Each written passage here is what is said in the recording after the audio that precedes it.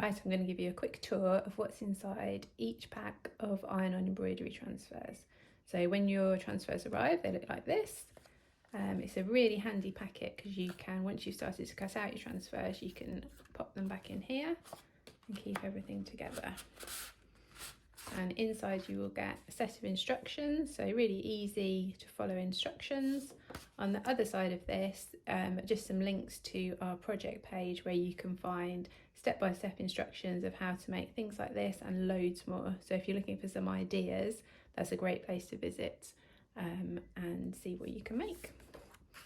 You will get our booklet, Ready Steady Stitch, which contains notes about the equipment you need, how to set up your hoop, separating threads, stitching tips, finishing a hoop, the ways to use your transfers, lots of different ideas there and there as well. Ideas for using fabric paint, card making, stitching on your clothes, and then at the back you've got a guide to 4 simple stitches. So really handy booklet there to help you get started. You will also get some test transfers. So we've got a flower and then the word hello.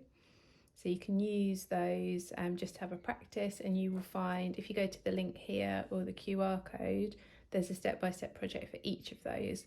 So you can follow those and make something nice. Practice using the transfers, practice your stitches before you get started with your transfers. And finally, this is what the transfer sheet looks like. So they're all roughly about A4 in size. And you have all your designs there, and then when you're ready to start, simply cut out a transfer, iron it on and get stitching. So I've cut out my transfer now and I've left a gap around the edge, and first of all just lay down some scrap material which will protect your heat-proof surface from the transfer ink. Occasionally the ink can go through your embroidery fabric, and you don't want to get the ink on your ironing board or whatever you're using.